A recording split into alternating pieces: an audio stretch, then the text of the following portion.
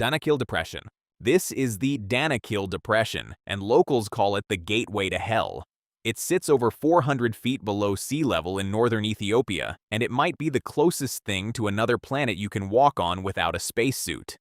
The ground here bubbles. Acid pools glow neon yellow and turquoise, hot enough to dissolve skin, some with a pH close to 0. That's more acidic than battery acid. The air smells like rotten eggs from all the sulfur, and dead birds and insects litter the edges of the springs, killed by the toxic gas seeping out of the earth. Scientists actually love it here.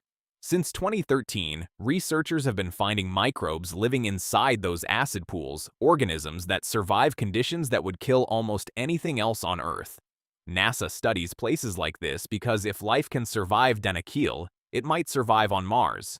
Salar De Uyuni.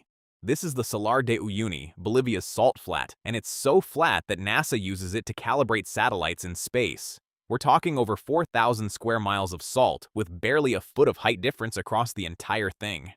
During the rainy season, a thin layer of water spreads across the surface, and the sky reflects perfectly underneath your feet.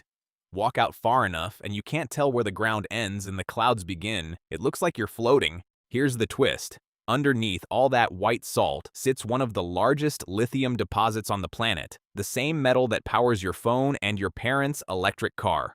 Bolivia is sitting on a fortune, but mining it could destroy the very flatness that makes this place so strange in the first place. Socotra Island.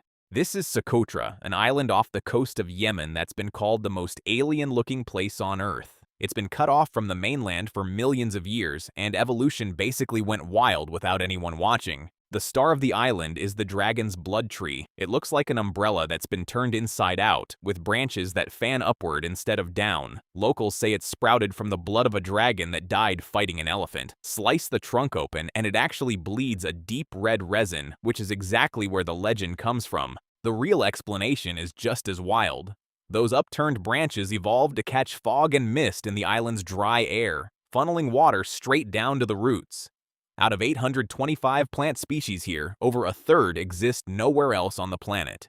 Lake Hillier. This is Lake Hillier, a lake off the coast of Western Australia that's the color of bubblegum, and it stayed that way since it was first spotted by a British explorer in 1802. For over 200 years, nobody could fully explain it. Was it the salt? A weird chemical reaction? It turns out the real answer is even stranger. The lake is packed with salt-loving microbes, tiny algae and bacteria that produce a pigment called beta-carotene, the same compound that makes carrots orange. With salt levels close to 28%, almost nothing else can survive in there, so these pink microbes have the entire lake to themselves. Here's what's wild though. In 2025, unusually heavy rain diluted the lake's salt levels, and Lake Hillier actually turned blue for the first time in recorded history before scientists expect it to shift back to pink again. Avatar Mountains. This is the Avatar Mountains in China's Hunan province, and you've probably already seen it without knowing it. When James Cameron was designing the floating Hallelujah Mountains for the movie Avatar, this is the landscape his team studied. One pillar here got renamed Avatar Hallelujah Mountain in 2010 because of it, and it's genuinely hard to look at these pillars and not think of another planet. There are over 3,000 of them, some rising past 1,000 feet straight out of the forest floor, and on a misty morning they really do look like they're floating. Here's the part that took scientists longer to piece together. These pillars aren't limestone like most dramatic rock formations. They're quartz sandstone, and the quartz content runs as high as 95%. That's what let rain and wind carve out narrow towers instead of the smooth caves and domes you'd get somewhere like Guilin. Crystal Cave. This is the Cave of Crystals, sitting 1,000 feet below a mountain in Chihuahua, Mexico, and until the year 2000, nobody on Earth knew it existed. Two brothers working for a mining company broke through a wall while drilling for silver, and what they found looked fake. Crystal beams up to 36 feet long, some weighing 55 tons, crisscrossing a chamber like the inside of a cathedral. One geologist who studied the site said there's no other place on the planet where minerals reveal themselves with this kind of beauty. The science took years to work out. A magma chamber sits directly underneath the cave, keeping the water at a steady 136 degrees Fahrenheit for hundreds of thousands of years, long enough for the crystals to grow to a size seen nowhere else on Earth. It's so hot in there that the human body can't cool itself by sweating. Scientists could only work inside for 10 to 30 minutes at a time, wearing suits packed with ice. Tsingy De Bemaraha. This is Tsingy De Bemaraha in western Madagascar, and its name is a warning. Tsingy means where one cannot walk barefoot in Malagasy.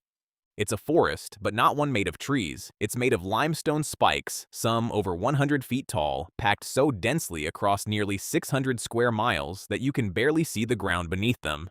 The rock is sharp enough to cut through skin. It started 200 million years ago as coral at the bottom of a shallow sea. Tectonic forces pushed that seabed upward, and monsoon rains spent millions of years dissolving the softer limestone away, leaving only razor-sharp ridges standing. Somehow life still thrives in the gaps. 11 species of lemur move through these blades, along with baobab trees that manage to grow straight out of solid rock. Spotted Lake.